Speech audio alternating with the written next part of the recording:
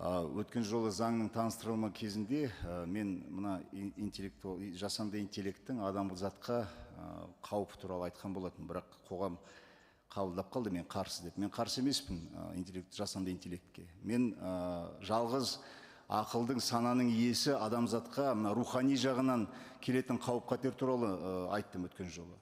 Міне, одан кейін мен тиісті жауап алған жоқпын. Мен сізге екі мысал айтайын. Мектептегі оқытушы мұғалім балаларының үйіне үй тапсырмасын жасау үшін жасанды интеллектті пайдаланып сұрағын жасап қойды.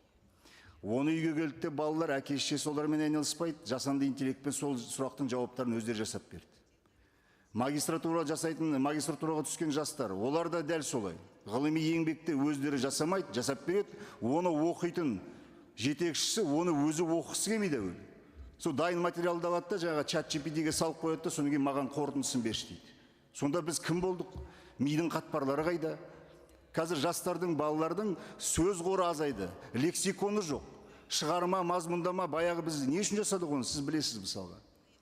Сондықтан да мен ойлаймын, мына ауырдың үстімен, жеңілдің астымен жүргендер қазір жасанды интеллекттің ішімен жүретін болды.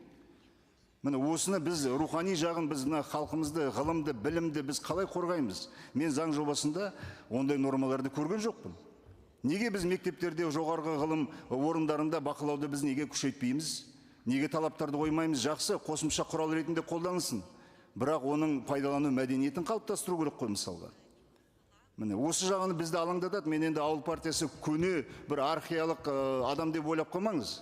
Мен адамдардың мәселесі мені алаңдатады. Рахмет. В данном случае действительно такие опасения есть. Влияние частого использования искусственного интеллекта уже доказано, что влияет на развитие когнитивных функций у детей. Значит, по поводу того, как это можно отрегулировать, здесь сразу скажу, запреты не работают.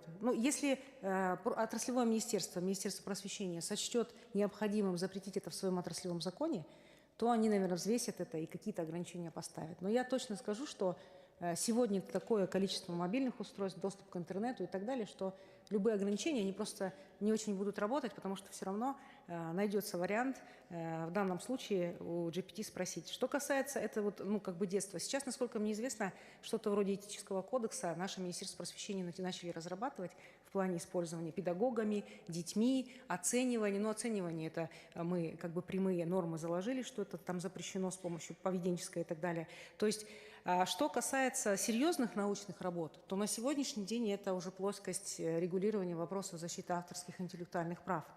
Значит, оно будет решаться именно там.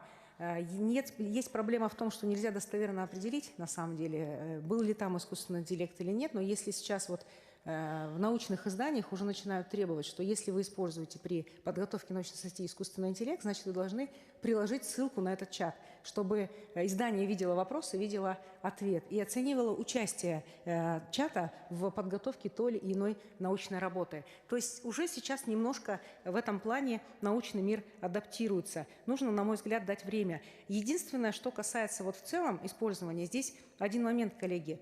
Значит, раз сейчас не понадобятся одни функции, значит, понадобятся другие. Надо просто пересмотреть и начать развивать другие навыки. Навыки критического мышления, навыки оценки тех ответов, которые дает GPT и так далее. От этих мы отойдем. И завершая, хочу сказать, что когда автомобиль изобрели, перед ним шел человек, чтобы он никого не задавил. На самом деле, если мы сейчас все запретим, мы будем на месте того человека, который шел перед автомобилем. Но мы сейчас понимаем, что это зря было сделано. Поэтому, на мой взгляд, нам нужно сейчас просто пересмотреть ряд моментов, в том числе в части содержания образования и формирования новых компетенций.